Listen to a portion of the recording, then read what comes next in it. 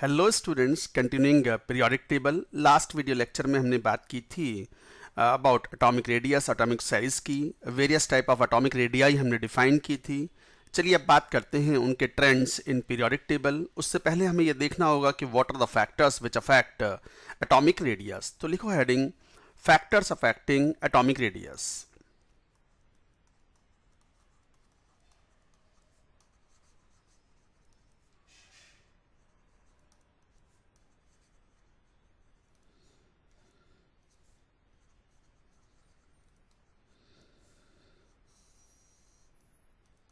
Factors affecting atomic radius. तो कौन कौन से फैक्टर्स हैं जो एटॉमिक रेडियस को अफेक्ट करते हैं? तो पहला फैक्टर ये है जेड इफेक्टिव। ऑब्वियसली अगर जेड इफेक्टिव ज्यादा होगा, इफेक्टिव न्यूक्लियर चार्ज, ये भी हम अभी हाल फिलहाल में पढ़ के चुके हैं इसी चैप्टर में। तो जेड इफेक्टिव जितना ज्यादा होगा तो न्यूक्लियस का force of attraction for the outer electron will be more, और जब फोर्स ऑफ अट्रैक्शन ज्यादा होगा तो electrons will be pulled towards the nucleus, size will be smaller. तो एटॉमिक साइज और रेडियस भी स्मॉलर। तो जेड इफेक्टिव। अब बात आती है कि जेड इफेक्टिव के ट्रेंड्स क्या होते हैं, वो चलो इसके बाद में ले लेंगे। तो जेड इफेक्टिव जितना ज्यादा होगा एटॉमिक साइज कम होगा। दूसरा, number of shells in atom और प्रिंसिपल क्वांटम नंबर और प्रिंसिपल क्वांटम नंबर n। दूसरा फैक्टर ये हुआ, ऑब्वियसली किसी एटम में जितने ज्यादा शेल होंगे तो n principal quantum number n of the outermost shell जितना ज्यादा होगा, या नंबर ऑफ शेल्स जितने ज्यादा होंगे, obviously size of the atom would be more. तो ये दो फैक्टर्स होंगे। तो ट्रेंड्स क्या होंगे, बट उससे पहले let us see trends of Z effective in periodic table.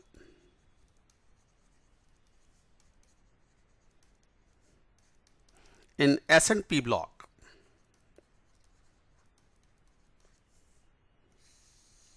Trends of Z effective in periodic table. देखो ध्यान दो, S&P ब्लॉक में जब मैथमेटिकल कैलकुलेशंस की जाती हैं using the Slater's rule, it is found that the Z effective increases from left to right in a period but remains nearly constant from top to bottom। तो इस बात को ऐसे लिख सकते हैं, left to right in the period, top to bottom in the group। तो from left to right Z effective increases, बढ़ता है, ये एरो आप मतलब increases. From top to bottom in a group Z effective remains nearly constant. बहुत ज्यादा variation नहीं होता, लगभग कांस्टेंट होता है। और ये याद रखना है आपको पीरियोडिक प्रॉपर्टीज में ट्रेंड्स को फाइंड आउट करने के लिए, ये एक टर्म यूजफुल होगा कि जेड इफेक्टिव लेफ्ट से राइट जाने पर बढ़ेगा in the period and top to bottom in the group it will remain nearly constant. Constant मान के चलेंगे हम। अब अपने मेन मुद्दे पे आ जाएं कि ट्रेंड्स ऑफ एटॉमिक रेडियस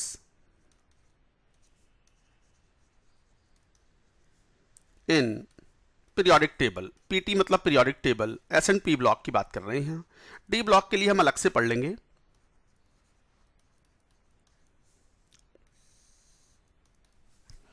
तो ट्रेंड्स, अब जरा ध्यान दो, ये लेफ्ट से right, top to bottom. Left से राइट जा रहे हैं तो प्रिंसिपल क्वांटम नंबर तो सेम ही है ना, because that is principal quantum number of the outermost shell is nothing but period number, और पीरियड नंबर सेम है व्हेन लेफ्ट टू राइट जा रहे हैं। और जेड इफेक्टिव बढ़ रहा है तो साइज क्या होंगे, घटेंगे। तो याद रखना है पीरियोडिक टेबल में in the period moving from left to right atomic size go on decreasing. तो फ्रॉम लेफ्ट टू राइट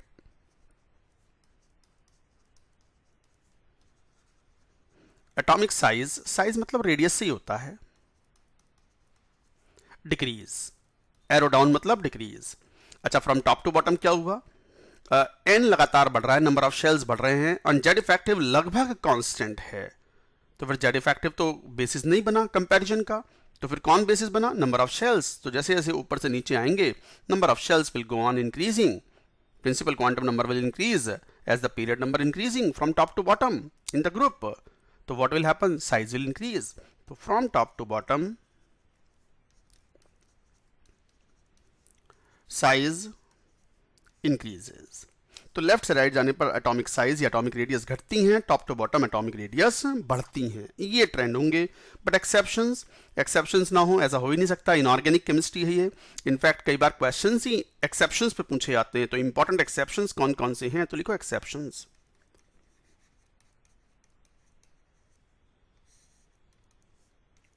देखो ये पहला एक्सेप्शन थोड़ा सा केयरफुली आपको समझनी है बात को। लेफ्ट से राइट जाते हैं तो साइज घटते चले जाते हैं, बट लास्ट में जाकर के अचानक से particularly in the second, third and fourth period तक नोबल गैस के साइज बढ़े हुए पाए जाते हैं। बिकॉज नोबल गैस के लिए आपने क्या मेजर किया है, क्या डिटरमिन किया है? Von der Waals radius. और बाकी के एलिमेंट्स के लिए या तो मेटालिक रेडियस या फिर covalent radius. Covalent radius and metallic radius are very much close to the actual radius, जबकि van der Waals radius is highly errorful, it is much larger than the actual size. यही कारण है भाई, जो comparison तो उसी के basis पे करोगे ना जो आपने मेजर किया होगा एक्सपेरिमेंटली। और experimentally van der Waals helium neon argon के लिए आपने केवल क्या मेजर किया है? Von der Waals radius. तो एक तरीके से एक्सेप्शन यही हुआ कि in second, third, fourth period size of noble gas is found to be largest.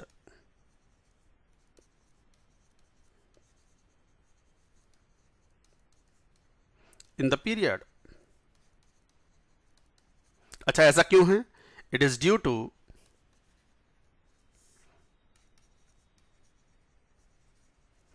van der Waals radius. It is due to van der Waals radius used for noble gas. ध्यान दो, krypton, xenon, radon के लिए तो फिर भी compound बन चुके हैं उनके, तो कोवेलेंट रेडियस अवेलेबल है, तो वहां एक्सेप्शंस नहीं है। बट यहां एक्सेप्शंस है, वहां एक्सेप्शंस हैं, बट साइज लार्जेस्ट नहीं है वहां पर। यहां तो लार्जेस्ट ही है। नियॉन का साइज जो हम रिपोर्ट करते हैं that is largest because that is van der Waals radius, और बाकी एलिमेंट्स के लिए कौन सी रेडियस है? वो कोवेलेंट और मेटालिक रेडियाई। तो सेकंड, थर्ड, फोर्थ पीरियड में size of the noble gas is found to be largest in the period. It is due to the van der Waals radius used for noble gases. हाँ, अगर कोई ये कह दे कि uniform scale पर, on uniform scale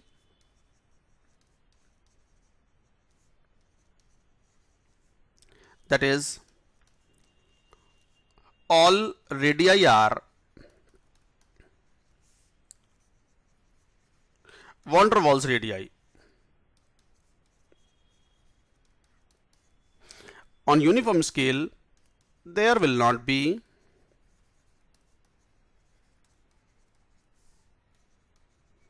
any exception.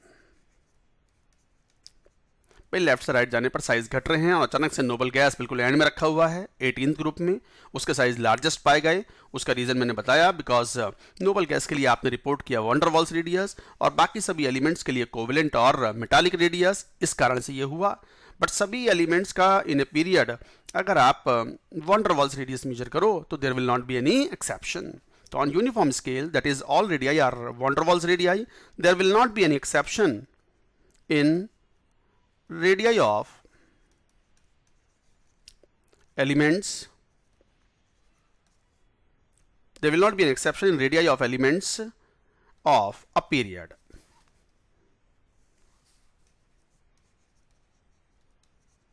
So like that you have to remember. दूसरा exception है और ये बड़ा इंपॉर्टेंट एक्सेप्शन है। अब दो एक्सेप्शन जो आएंगे दे आर क्वाइट इंपॉर्टेंट। क्या एक्सेप्शन? एल्यूमिनियम के नीचे गैलियम रखा हुआ है, बोरॉन से एल्यूमिनियम पर आते हैं तो एटॉमिक साइज बढ़ना चाहिए था, बढ़ा, उसमें तो क्या एक्सेप्शन? कुछ नहीं। बट एल्यूमिनियम से जब गैलियम आते हैं तो साइज जो है एटॉमिक रेडियस स्लाइटली घट जाता है। घट गया ना, आ तो गया एक्सेप्शन, ट्रेंड्स को तो फॉलो नहीं कर रहा ना वो। तो लिखेंगे एटॉमिक रेडियस ऑफ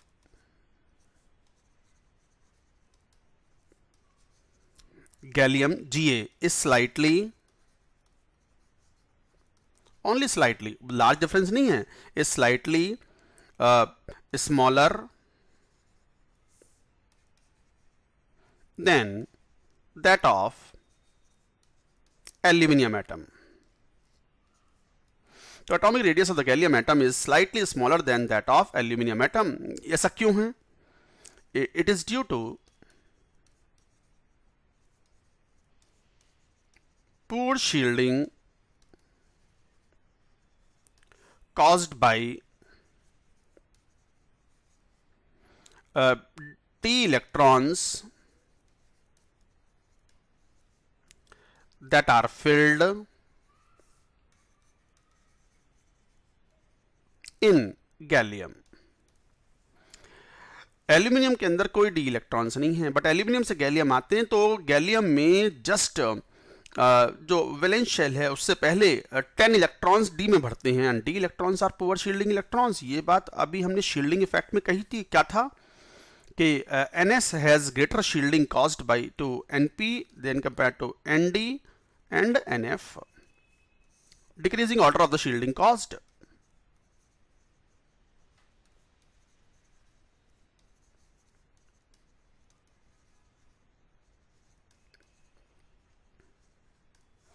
तो in fact NS is most effective in causing shielding, और ND और NF को पुअर शील्डिंग इलेक्ट्रॉन्स बोलते हैं. तो D electrons and F electrons are poor shielding electrons.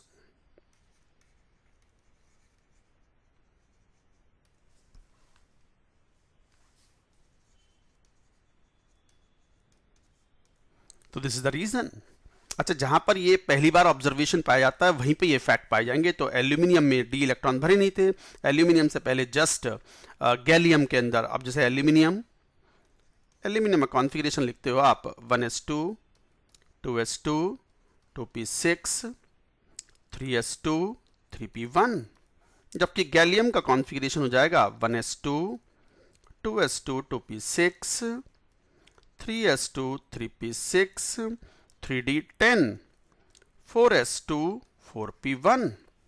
तो ध्यान दो, ये जो डी वाले जो 10 इलेक्ट्रॉन्स हैं they are poor shielding electrons, और प्रोटॉन तो बढ़ रहे हैं. भाई ऐसा थोड़ी है कि एटॉमिक नंबर बढ़ रहा है तो केवल इलेक्ट्रॉन ही बढ़ रहे हों. जब एटॉमिक नंबर एक बढ़ता है तो प्रोटॉन भी एक बढ़ता है और इलेक्ट्रॉन भी एक बढ़ता है. तो इलेक्ट्रॉन बढ़ रहे हैं तो प्रोटॉन भी तो बढ़ रहे हैं, तो न्यूक्लियस का force of attraction also will increase. उसे रोकने के लिए बाहर के इलेक्ट्रॉन शील्डिंग कॉज करते हैं, but shielding is not effective by the 3d electrons, and because of that Z effective is more. तो it is due to the poor shielding caused by the d electrons that are filled in gallium. So यही लिख दो, so Z effective is high for gallium atom. तो gallium के लिए Z effective high है, shielding poor किया तो Z effective ज्यादा आया, जेड इफेक्टिव ज्यादा आया तो साइज घट गया. तो दैट इज अ रीजन. तो याद रखना है, एक सिंगल लाइन क्या याद रखनी है, why gallium is slightly smaller than that aluminium atom in size, single line, because of the poor shielding of d electrons which are filled in gallium atom. तो ये थोड़ा सा है.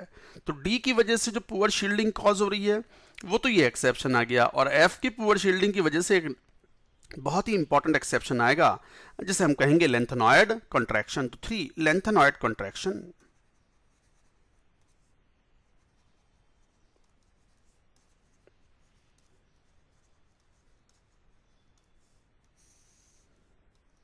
क्या है लेंथेनॉइड कॉन्ट्रैक्शन? मैं इसको एक सिंबॉलिकली बता देता हूं. ये एफ इलेक्ट्रॉन्स की पुअर शील्डिंग की वजह से होता है. जैसे 3D सीरीज के एलिमेंट्स को देखें, 4D सीरीज, 5D सीरीज, जैसे scandium, titanium, vanadium, chromium, manganese, iron, cobalt, nickel, copper, zinc. जैसे स्कैंडियम, इट्रियम, लेंथेनम के स्टार मार्क. इसके बाद टाइटेनियम, जिरकोनियम, हाफनियम, यहाँ है ये. उसके बाद ये बढ़ते जाएंगे elements, zinc, cadmium, mercury, copper, silver, gold and so on.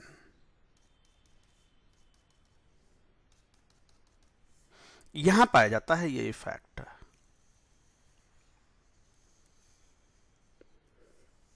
और आगे तक भी पाया जाता है ये इफेक्ट, फर्दर एक्सटेंड होता है ये इफेक्ट। हम आयनाइजेशन एनर्जी में कहेंगे उस बात को। तो lanthanoid contraction is observed here.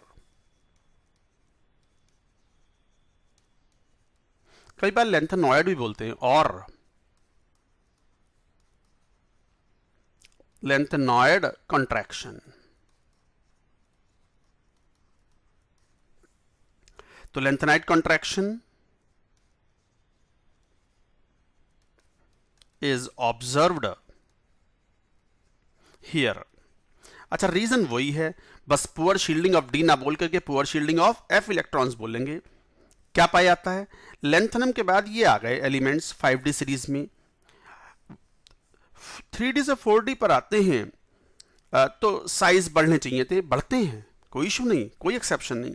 But 4D से 5D पर आते हैं तो लेंथनम के बाद वाले एलिमेंट्स में कहां, हाफनियम से लेकर के मरकरी तक और इवन आगे तक भी ये प्रभाव जाएगा, लेड तक भी ये प्रभाव जाता है।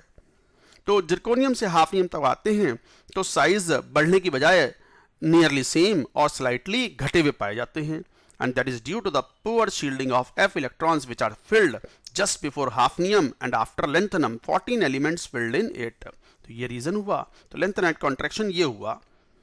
तो क्या है लेंथेनाइड कॉन्ट्रैक्शन, मैं नेक्स्ट लाइन में लिख देता हूं। तो लेंथेनाइड कॉन्ट्रैक्शन 4D से 5D में आफ्टर लेंथनम के बाद वाले एलिमेंट्स में साइज बढ़ने की बजाय नियरली सेम रहते हैं और स्लाइटली घट जाते हैं, and this effect is known as lanthanoid contraction. Lanthanoid contraction क्यों, because this effect is observed after lanthanum. और वो क्यों, क्योंकि लेंथनम के बाद हाफनियम नहीं आता element, 14 more elements are there which are filled in 4F series, lanthanoid series. कहां से कहां तक, सीरियम से लुटीशियम तक, 58 से लेकर के 71 तक 14 मोर एलिमेंट्स आर देयर, और उनमें इलेक्ट्रॉन कहां भरे हैं, एफ के अंदर, और F R the poorest shielding electron, poor भी नहीं, poorest shielding of electron, and because of that this contraction is observed. तो वो इस जोन में पाया जाता है, यहां नहीं पाया जाता स्कैंडियम, इट्रियम और लेंथनम में। तो लिख भी देंगे इसको कि स्कैंडियम से बड़ा एट्रियम है, से बड़ा लेंथनम है, नो इफेक्ट साइज का ऑर्डर ऑफ साइज। बट यहां नहीं है ऐसा, टाइटेनियम से बड़ा zirconium, but zirconium is nearly same in size as that of hafnium. Similarly मान लो यहां कॉपर सिल्वर गोल्ड में बोल दो, तो कॉपर से बड़ा हो गया सिल्वर, बट सिल्वर के साइज के लगभग बराबर है गोल्ड का साइज। ये है lanthanoid contraction.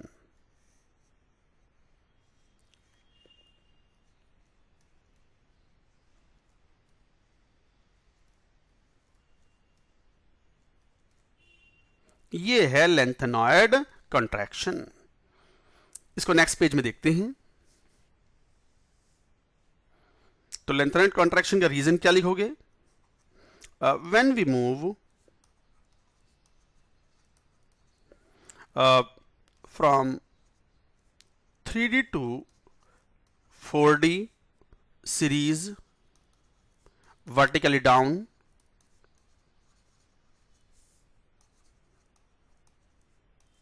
atomic size increase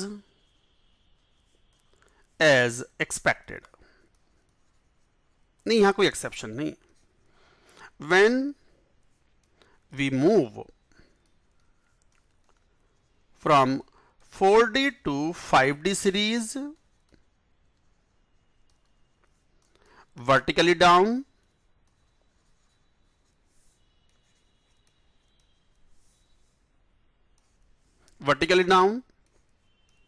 atomic size after lengthenum, atomic radius after lengthenum do not increase, rather slightly decreased or remains nearly same.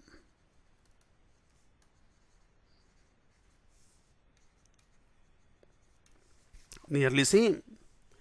This effect after lanthanum is called lanthanoid contraction.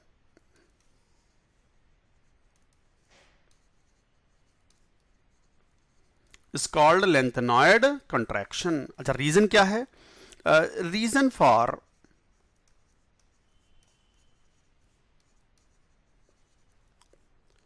lanthanoid contraction is the poor shielding of, very poor shielding of, very poor shielding caused by 14 electrons filled in F subshell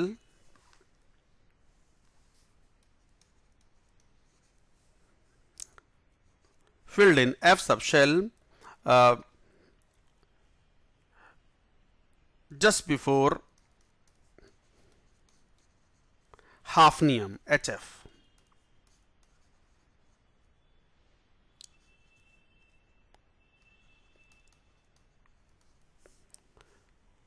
तो hafnium से just पहले और लेंथनियम के just बाद 14 more elements are there, जहां पर electrons 14 electrons भरे गए हैं एफ में, which are poor shielding electron, जिसकी वजह से so Z effective increases very sharply from lanthanum to hafnium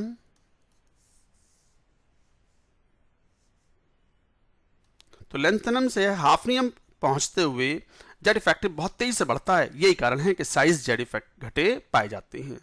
तो ये याद रखेंगे कि 3D और 4D का जो साइज है, अच्छा ये इफेक्ट लैंथेनॉइड कॉन्ट्रैक्शन का कोई प्रभाव स्कैंडियम ग्रुप में नहीं पड़ता। स्कैंडियम, इट्रियम और लैंथेनम के साइज वापस से सेम है। मैं इस बात को दोबारा से यहाँ पे रिपीट कर देता हूँ, ये बहुत ही इंपॉर्टेंट इफेक्ट था लैंथेनॉइड कॉन्ट्रैक्शन। याद रखो, स्कैंडियम से बड़ा इट्रियम, इट्रियम से बड़ा lanthanum, no exception. Atomic size का ऑर्डर है ये, atomic radii, no exception. Exception पाया ही कहा जाता है जब हम 4D से 5D में वर्टिकली डाउन मूव करते हैं, और कहां? लैंथेनम के बाद वाले एलिमेंट्स में। जैसे मैंने एग्जांपल लिखा भी था, कहां पाया गया था ये, जैसे जिरकोनियम, टाइटेनियम से बड़ा zirconium, but zirconium and hafnium are nearly same. मैंने इससे पहले वाले स्लाइड में लिखा भी था इस बात को। और एग्जांपल जैसे कॉपर से बड़ा है silver, but silver and gold are nearly same size. तो ये है लैंथेनॉइड कॉन्ट्रैक्शन। तो ये था very very important effect of lanthanoid contraction. In fact lanthanoid contraction का effect propagates into the p block elements also.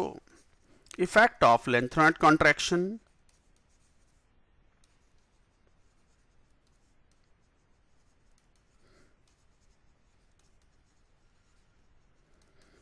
is also applicable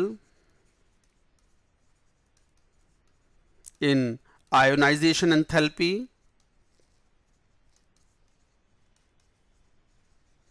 अभी पढ़ेंगे ये प्रॉपर्टी हम, in ionisation enthalpy and further into P block.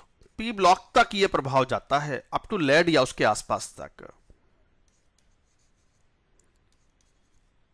बस P block इतना काफी है।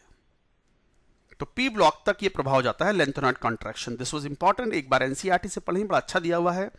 The only book is recommended for all this is NCERT. तो ये बड़ा इंपॉर्टेंट था। तो ये हो गया एस एंड पी ब्लॉक में, और हमने डी ब्लॉक में भी वर्टिकली डाउन पढ़ रहा। डी ब्लॉक में लेफ्ट से राइट जाने पर भी थोड़ा सा एक्सेप्शन पाया जाता है। तो एक काम करते हैं, ट्रेंड्स ऑफ, ऐसे लिख लो, trends of atomic radii in 3D series elements.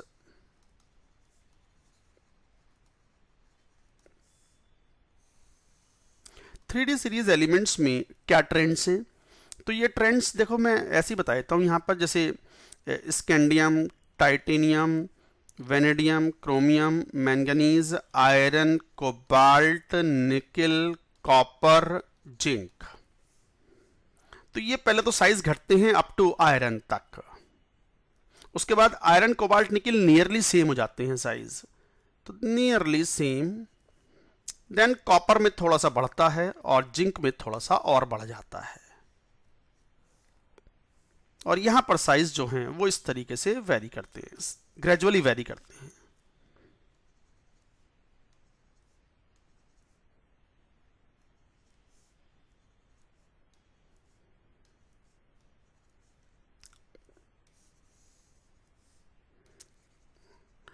Atomic size first decrease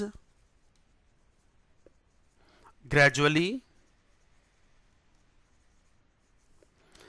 remains nearly constant in the middle, becomes constant in the middle,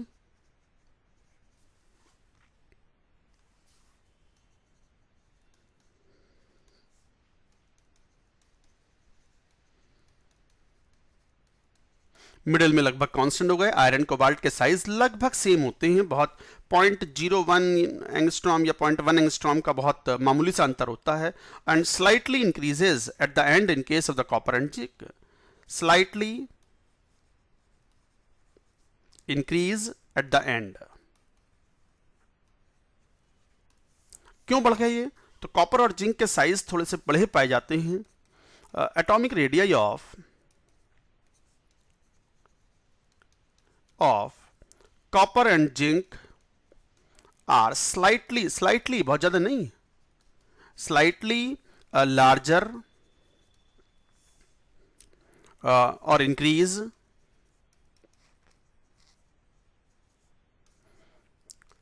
due to greater repulsion among electrons